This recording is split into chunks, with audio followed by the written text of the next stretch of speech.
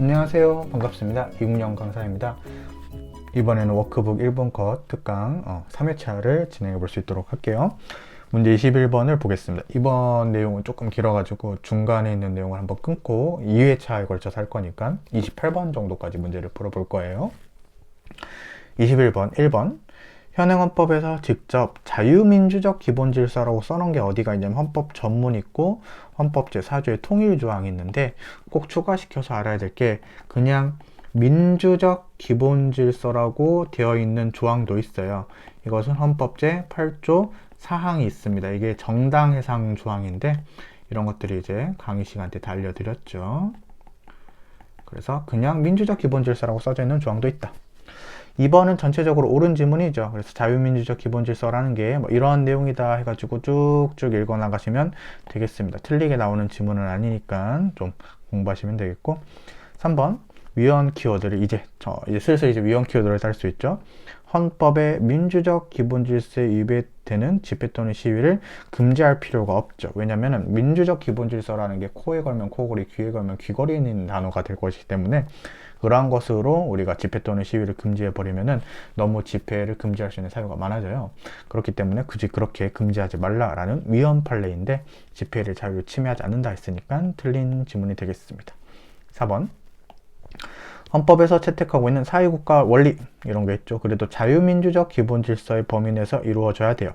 국민 개인의 자유와 창의를 보완하는 범위 내에서 이루어지는 내재적 한계를 지니고 있는데 이게 무슨 말이냐면은 들어보세요.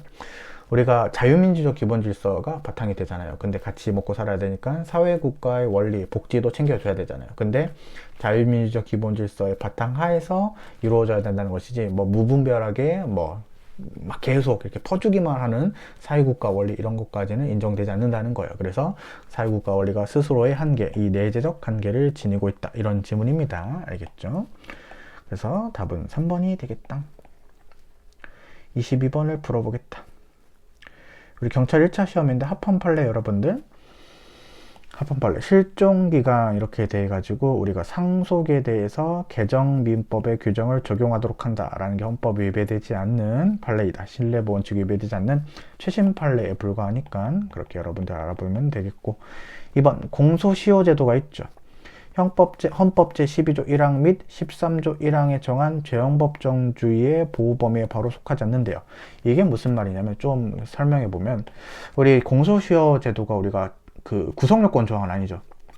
구성요건 규정은 아니고 그냥 시효와 관련된 문제이기 때문에 처벌하는 규정은 아니라고 볼 수가 있어요. 구성요건 조항이 아니에요.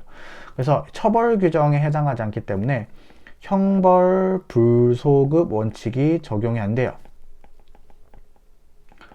적용이 안 되는데 형벌불소급 원칙, 즉 소급입법 금지 원칙이 적용이 안 되더라도 무슨 원칙은 적용될 수 있다? 신뢰보 원칙은 적용될 수가 있어요. 그래서 부진정 소급입법이라 할지라도 법적 안정성과 신뢰보 원칙을 포함하는 법치주의 원칙에 따른 기준으로 판단해야 되니까 공소시효 제도가 무조건 합헌이라는 게 아니라 이거죠. 신뢰 원칙을 따져야 된다라는 것이 되겠습니다. 좋아요. 3번 질문입니다. 자, 신뢰보 원칙은 객관적 요소로서 법 질서로서의 신뢰성, 항구성, 법적 투명성과 법적 평화를 의미하고 이와 내적인 상호관계에 있는 법적 안정성을 한번 제정된 법규범은 원칙적으로 존속력을 갖고 자신의 행위 기준으로 작용하려는 개인의 주관적 기조라 이건데 개인의 주관적 기대는 신뢰보 원칙이죠. 그래서 신뢰보 원칙과 법적 안정성의 단어가 서로 바뀐 거예요. 이러한 문제들은 어디서 힌트를 얻을 수 있다 그랬어요? 올해 시행된 경정승진 문제나 작년에 시행된 경정승진 문제를 통해서 우리가 알 수가 있다 그랬죠. 그래서 이러한 기출문제를 분석하면서 이러한 경찰에서만 나왔던 문제 같은 경우에는 우리가 꼭 챙겨줘야 된다는 것들이 있었다라고 강조를 해드렸던 기억이 나요. 어쨌든 잘못된 지문이다. 자, 4번인데 합헌 판례입니다. 임차인의 계약갱신 요구권 행사 기간을 10년으로 규정을 했는데 이것이 헌법 위배되지 않는 판례니까 간단하게 문제를 풀 수 있었죠. 그래서 최신 판례를 중심으로 냈지만 결국 이게 최근에 경정 승진에서 냈던 지문을 조금만 틀어서 낸 지문이기 때문에 그런 기출 학습이 잘 돼야 된다라는 것을 우리에게 교훈으로 주고 있어요. 자, 23번 문제를 한번 보겠습니다.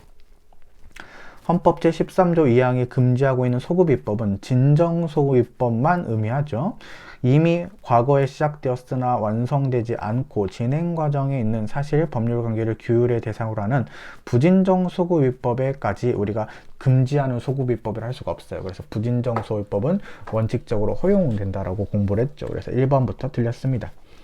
2번은 맞는 지문이죠. 진정소유법은 뭐 예상할 수 있었다거나, 뭐 보호할 만한 실익이 적다거나, 뭐 경미하다거나, 아니면 뭐 소급입법을 정당화하는 경우에는 예외적으로 허용할 수 있다. 그래서 진정소유법 같은 경우는 원칙적 금지지만 이런 식으로 사유가 있는 경우 예외적으로 허용할 수 있다. 이렇게 공부를 했고요.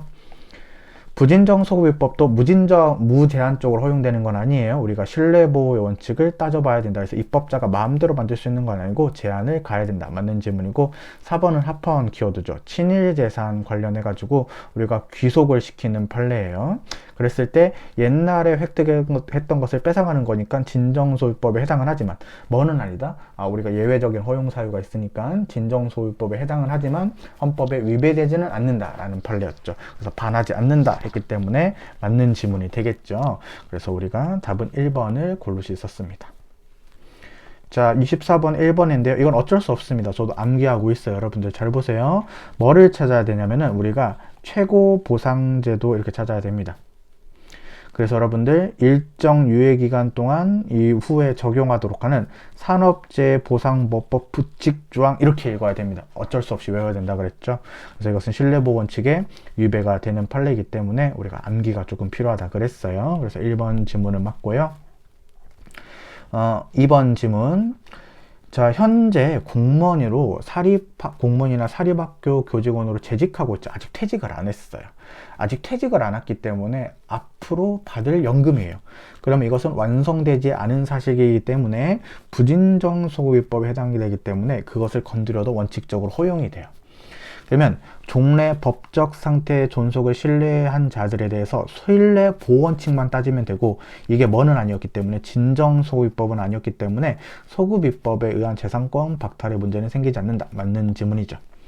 3번. 자, 이미 개발이 시작되었지만 중요한 말이 나옵니다. 법 시행 당시 이 개발이 완료되지 않았다. 이렇게 나오네요. 그러면 이것은 중간에 바꿔도 뭐는 아니다. 진정소급입법은 아니기 때문에 소급입법 건지 원칙이 위배되지 않는다. 맞는 지문이 되겠죠. 4번인데요. 우리가 관행어업권은 두 가지인데요. 관행어업권 일단 합헌 키워드를 잡을 수가 있겠고요. 관행어업권이 재산권은 맞아요. 재산권은 맞는데 그동안 물고기를 잡았던 것을 내놔라 이게 아니라 앞으로 우리가 등록을 시켜가지고 우리가 업 면허권을 주겠다. 이제 더 이상 관행어업권을 인정하기는 어렵겠다. 앞으로 그런 것이기 때문에 우리가 뭐는 아니다. 소급적으로 박탈하는 것은 아닌 것이 되겠어요. 앞으로 이것을 규율한 것이니까. 그러니까 이것은 헌법 위배되지도 않습니다. 그래서 이 관행어업권 판례는 재산권성에 해당은 하지만 이 관행어업권을 등록해서 하도록 하는 것은 헌법에 위배되지는 않는다. 이렇게 두 가지를 정리해두면 편한 지문이 되겠습니다. 그래서 실수할 뻔했네. 4번이 답이 되겠습니다. 25번을 보죠. 자, 1번.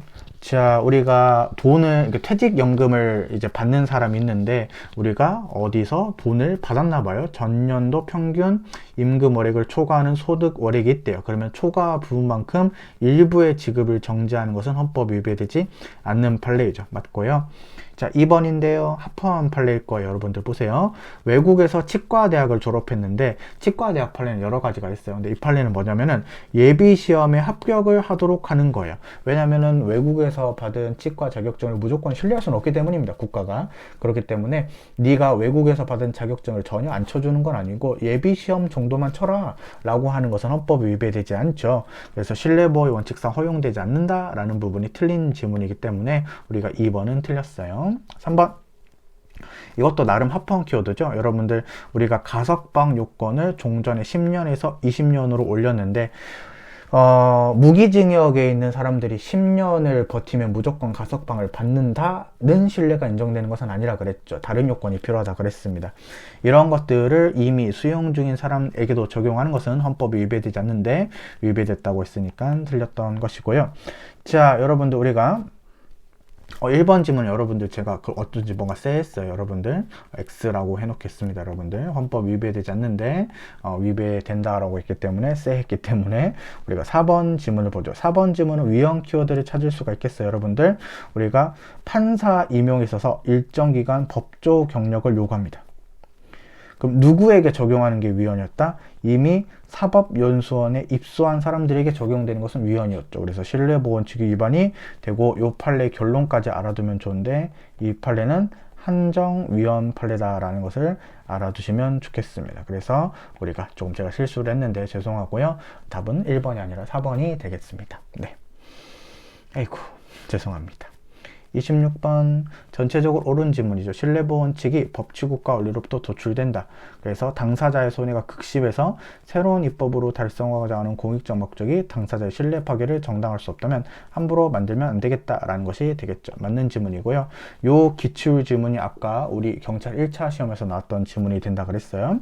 자, 신뢰보원칙은 무슨 요소라 그랬다? 개개인이 가지는 주관적 요소라 그랬어요. 그래서 이런 부분에 대해서 여러분들이 꼭 알아야 된다. 2번이 되겠고 3번 종합적으로 형량해야 된다. 맞는 질문이고 4번 자 이런 단어가 나오면 돼요. 단지 법률이 반사적으로 부여하는 기활용을 넘어서 국가에 의해서 일정 방향으로 유인된 것이래요. 그러면 어떤 보호가치가 있다? 특별한 보호가치가 있는 것이기 때문에 개인의 신뢰보호가 국가의 법률 개정 이익이 우선된다고 볼 여지가 있어요. 그래서 맞는 지문이고 2번이 답이 되겠습니다. 자, 27번 여러분들 법이라는 것은 항상 바뀌기 마련이죠. 그래서 원칙을 말한다면 국민은 현재 법적 상태가 항상 지속되리라는 것을 원칙적으로 신뢰할 수 없어요. 그럼 언제 신뢰가 인정이 되냐면은 개인의 심리가 합리적이고 우리가 권리로서 보호될 필요성이 인정돼야지 인정이 됩니다. 3번인데요. 자, 여러분들 우리가 합헌 키워드를 따지겠는데 특목고에 특수목적 고등학교인데 우리가 절대평가 상대평가를 병행해서 활용하도록 했다.